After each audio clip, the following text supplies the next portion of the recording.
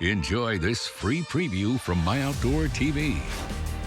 With the largest library of outdoor shows, we're the home of the adventurous, the champions, the legends. MyOutdoorTV. Try us free. This week on Guns and Ammo TV, we visit the FTW Ranch in West Texas to break down the differences between rifle platforms with stocks versus chassis in our new segment, Riflecraft Rendezvous. Next, we take a closer look at the 6-hour P320 AXG Legion on location at Brownells in Iowa at the range.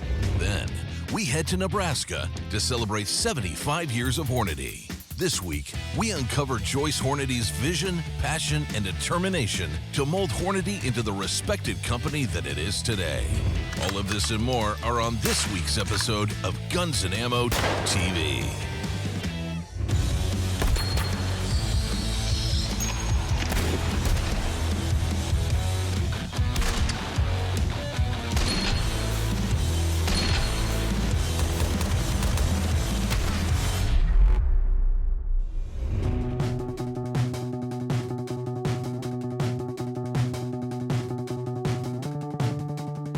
All right, Joe, we're out here. We're going to do a quick comparison of chassis versus stocks. Now, we're out here with a couple of lightweight rifles, but a lot of times the principles that we're going to discuss apply whether you're looking for a lightweight gun or a heavy gun. Kind of really doesn't matter. So what do you got there? Yeah, so I mean, not too long ago, the whole concept of the chassis rifle was brand new. Now we've got a lot of options in that realm. But let's first talk about the kind of classic stock. And the lines are classic here, but the materials are very modern. It is a carbon fiber stock. This is a Wilson Combat Nula Model 20. It is a lightweight rifle, like you said, just over 5 pounds. And a lot of that savings comes from going to a modern material like carbon fiber to pull the weight of what would be wood or a heavier composite material out of the stock. But when you're talking about the classic stocks, one of the biggest appeals, frankly, is the aesthetics. People like the classic lines of a sporting rifle. But some of the drawbacks are you're pretty much stuck with what you got. You got to run with what you brung with. And in this case, we're talking about, for attachment points, just 2 simple sling swivel studs. Of course, you can put a bipod on there. And of course, you can get a stock with flush cups or other simple attachment methods. But the ability to change those is very limited. You're pretty much, the configuration you got is what you're running with. Other things, not a lot of adjustment. We do see some classic stocks with, say, a comb height adjustment to them, but those are, again, kind of falling into the more modern, less classic. If you want to make adjustments for length of pull or comb height, generally you're talking about bringing in another product, whether it is a cheek pad, a increased recoil pad, something along those lines. Nothing near the customization and modularity of a chassis. Right, and so the rifle I've got is a Seekins Element Slam. And it's important to realize, yeah, these are both lightweight guns. Yours is just a little over 5 pounds. This is right at 5 pounds. So weight-wise, this is an apples-to-apples comparison. But feature-wise, there are some significant differences. You mentioned you can put an adjustable comb on that. If you want it from the factory with an adjustable comb, it's going to add expense and weight. If you go with aftermarket, now you got some kind of claptrap stuck to your gun. Well, this comes with an adjustable comb. And it's a simple system, and it's just a piece of carbon fiber wrapped over the top of the stock. But again, it comes this way, and it allows you to adjust comb height, which with a lightweight gun, they recoil a little bit more. It's really important to have the comb height set correctly so that you can rapidly reacquire your field of view in the scope if you lose it under recoil. So that's one of the first big differences to me. The other huge difference is your ability to fold. If you don't travel a lot, or if you don't spend a lot of time walking through thick brush, this is like, I could kind of take it or leave it. But as soon as you start running guns up and down stairwells and putting them in and out of the trunks of cars, or walking through the countryside with a rifle strapped to your pack, you can sit this thing a whole lot lower, especially if you've got a suppressor on it. It sits lower on the stock, so you're not getting hung up on all those branches and everything else. And then, we do preserve, a lot of times chassis will kind of get the hit because there'll be a metal piece up here, and when it gets really cold, my hand gets cold. Well, this is a solid chunk of carbon fiber, but what I love about it is it's got this aluminum spine built into the bottom. And what that allows you to do is, I've got a section of pick rail here, but I could mount pick rail anywhere along the length here, or I could also mount archer rail And what that allows you to do is not only just rapidly attach bipods and tripods, but if you've got ARCA, just reposition. You open it halfway and slide it to wherever you want it to go. And so, and of course, the center section is a solid piece of aluminum. So rigidity-wise, these two are going to be very similar. Weight-wise, they're going to be very similar.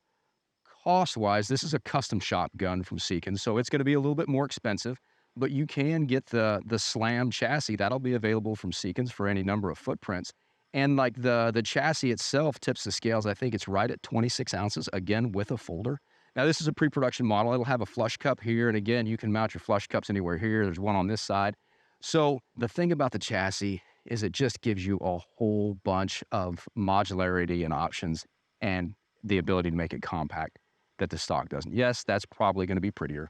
But again, there's advantages here that you can't overlook. You're right. I mean, a ton of customization options, modularity. I think, though, some people are just not going to get down with the look of the chassis, and that's totally fine because we are getting more, not modularity, but you do have more feature sets. Of course, they're going to cost you more. And speaking of cost, you touched on it, but generally, the chassis with all the machining that goes into them, with the additional features, they are generally going to cost more. But let's be real, you can choose your own adventure with either of these. Between the materials, the finish, on a classic stock, the grade of wood, if you go that route, there are ways to spend a lot of money on either type of system. The good news is, if you're looking to try out either a chassis or a different style stock, it doesn't mean you have to buy a new rifle. There are a lot of aftermarket makers providing just those services, whether it's a chassis or a stock. You can drop your barreled action right into them. It's a great market. It's a great time for rifle shooters right now. So if you have some interest, try one out. People see a big gun and they don't think, they think, I need a small gun. That's exactly wrong. This is the kind of gun that you can pick up and you can shoot this thing, and you better be ready because it holds a lot of rounds in a magazine. Guns and Ammo is brought to you by C&G Holsters. Guns and Ammo is brought to you by Colt.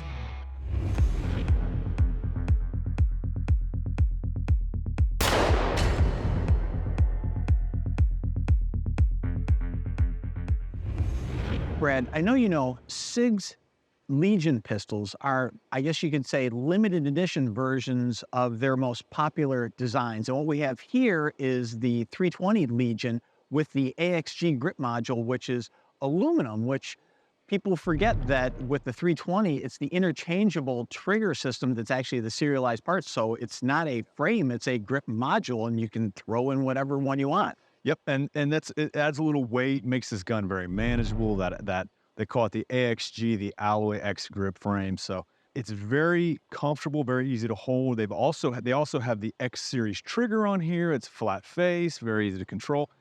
That's become more and more popular. SIG was one of the companies that really popularized that. But speaking of easy to control, they have this expansion chamber in there, the slide integrated expansion chamber, that really helps reduce recoil on this thing. So with the weight of the frame, with the trigger, with the expansion chamber, this gun for a 9mm, it shoots very flat, very fast, it's easy to control. So even though it's a big gun, and we've talked about that, people see a big gun and they don't think, they think, I need a small gun. That's exactly wrong. This is the kind of gun that you can pick up and you can shoot this thing, and you better be ready because it holds a lot of rounds in a magazine. Well, the interesting thing to me is the progression, the evolution that the 320s have had over the years. Like, the original grip frame was almost vertical. And then not too long after that, they came out with the X grip frame, which had a little bit more of an angle to it. And people really like that a lot. So much so that that's really the only thing you see outside of the guns that they're selling to the military, which that's another thing. This design was so successful that it was been adopted by the military. The AXG grip module is actually my favorite when it comes to the 320, just because of the contour. It makes me think more of like the old school, like 220, 226, they're aluminum frame guns, but with the striker fired system. And here you've got the exact same trigger pull every single time, which a lot of people love that consistency. And then, of course, in addition to the SIG X-ray sights that come standard on the gun, it's optics ready. This one, it's got the SIG Romeo, the new SIG Romeo X optic on it, but we haven't mentioned at all the magazines over here. No, this gun comes with 3 magazines, you can get 21 round capacity mag. 21 round capacity magazines. That is outstanding. Of course, it's available with 10 round magazines if you live in a place where you can't have this much fun. But these are 21 round magazines. Comes with 3 of those. I also love the finish on this. This is the Legion gray Cerakote finish, and I think it's really, really striking. It just adds a lot to the gun, makes it look really good. It's very durable too. So this is a gun that you can use a lot. You could use it in competition, or you can use it for recreational shooting. You could even carry this gun. It's big. I mean, it's the big side. I carry bigger guns than this. So if you're a SIG fan, this is one that you're going to love. The Legion 320 AXG.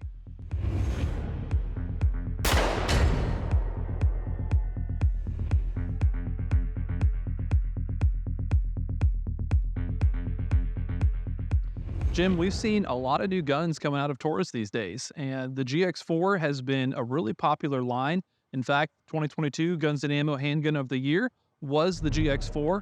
Here we have the latest model, the Taurus GX4 Carry. This is probably their most modern offering of concealed carry pistols today with a lot of features.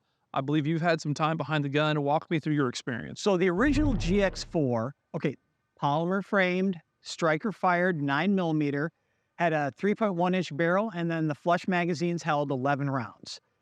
They had extended magazines that held 13. Then the GX4 XL gave you a longer top end, a 3.7-inch barrel on the top end. What the GX4 Carry is it pairs the top end of the GX4 XL, a 3.7-inch barrel, with a longer frame. It comes with 2 flush magazines that now hold 15 rounds in the same polymer striker fired 9mm envelope. And that was kind of the first thing I noticed out of the gate was more comfortable in my hand. I'm a bigger guy. You know, I like a bit larger frame for my concealed carry guns. And, you know, the Taurus GX4, very comfortable in my hand, right? Well, the smaller guns are easy to carry, hard to shoot. So people, start off small and then they're like, I'm not really enjoying myself at the range. And they decide to upgrade, upsize just a little bit. And a gun where you can get your entire hand on the grip, the shooting experience is just so much more enjoyable. I agree. You know, and then feature-wise, optics ready out of the gate. I like to see that. It does use Glock pattern iron sights here. So, you know, if you want to upgrade to a tritium or fiber optic front sight, huge aftermarket accessory options for Glock pattern sights. Nice rail in the front for light laser sights, lights, you know, whatever you like to put on there. And then, you know, the trigger itself, I thought was quite nice. You know, right around that 4 to 5.5 pound, you know, mark, which I think is the sweet spot for that defensive concealed carry pistol. It's solid. And the original GX4, the smaller one, came with 2 interchangeable backstraps, which, first off, for a gun that size, having interchangeable backstraps was kind of trend setting. And so the smaller original one had a small and a large backstrap. The Carry comes with 3 backstraps, small, medium, and large. And the large one adds a little bit more of a hump, doesn't quite get you to that aggressive Glock grip angle, but it's close. So if you like that, like I do, this is right in your wheelhouse. And then, of course, with the medium backstrap, which is what it ships with on the gun, that's closer to like a 1911 grip angle. Absolutely. And, you know, with Taurus, this is an affordable pistol, you know, and look, let's be real. Not everybody can afford the $1,500, you know, ultra custom carry gun. This has a lot of the modern features that you would find on that custom gun, but at a much more affordable price. So looking for concealed carry, one of the fastest growing markets still today, the new Taurus GX4 Carry, go check it out. There are 2 primary offerings, and it's designed to be offered in a range. Like basically they have the target model, which has a composite stock, and then the classic model that has wood stocks. Guns and Ammo is brought to you by Fiocchi. Guns and Ammo is brought to you by Hornady.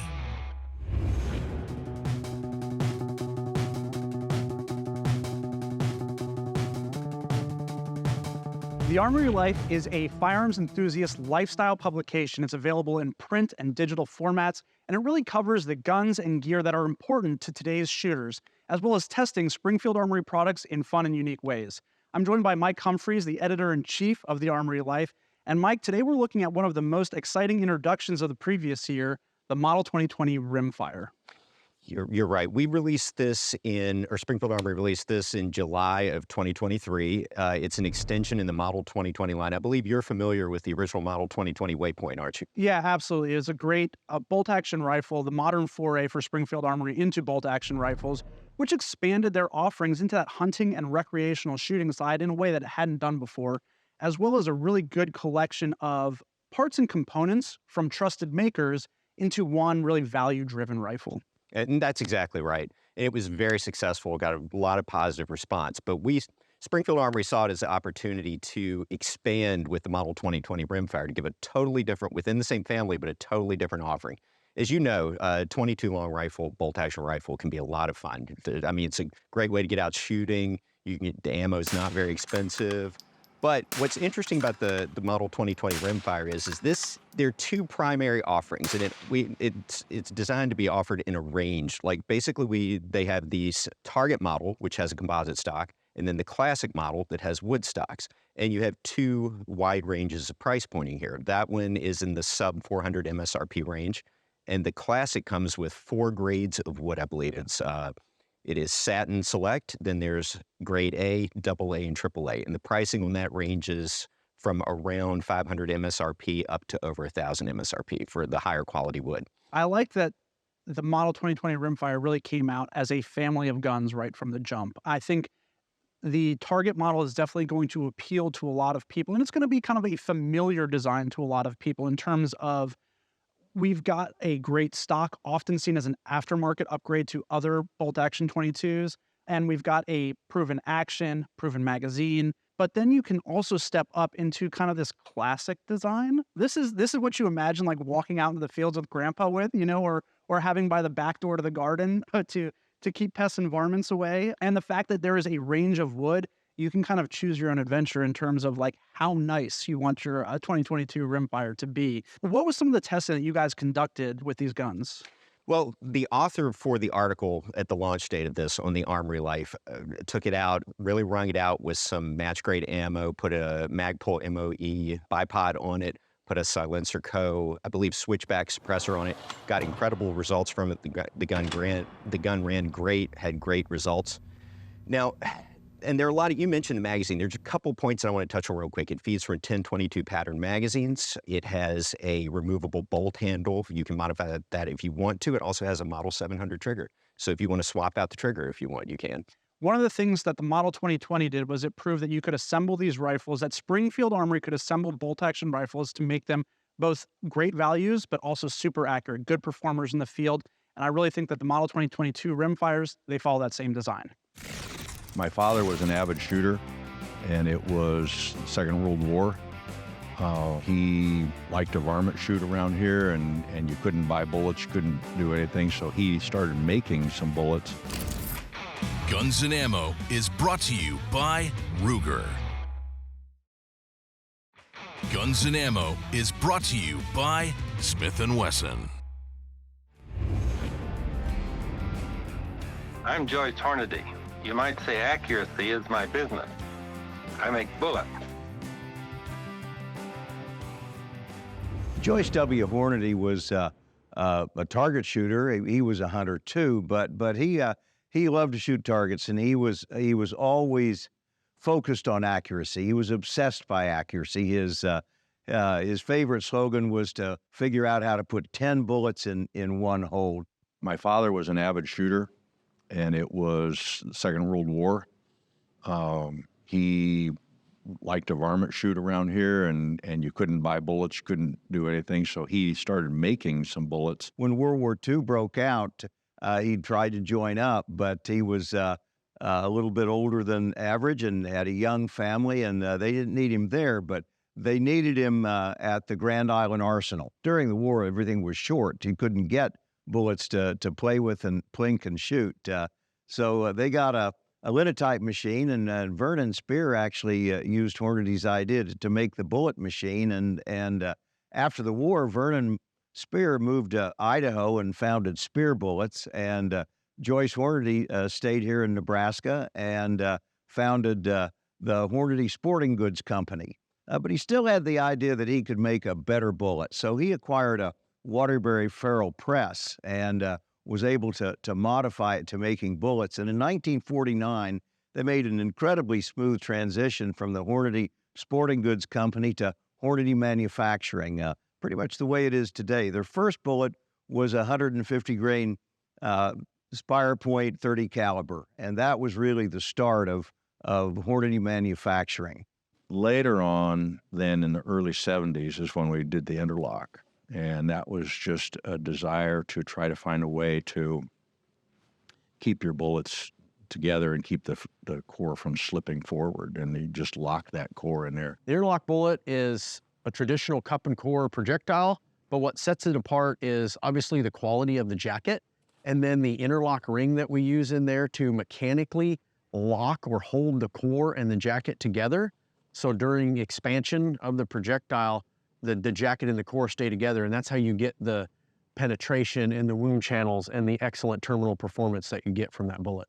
The interlock is still a great bullet and still a mainstay of Hornady Manufacturing, but over time, the company grew and it prospered. In fact, growth was exponential, and they developed very quickly.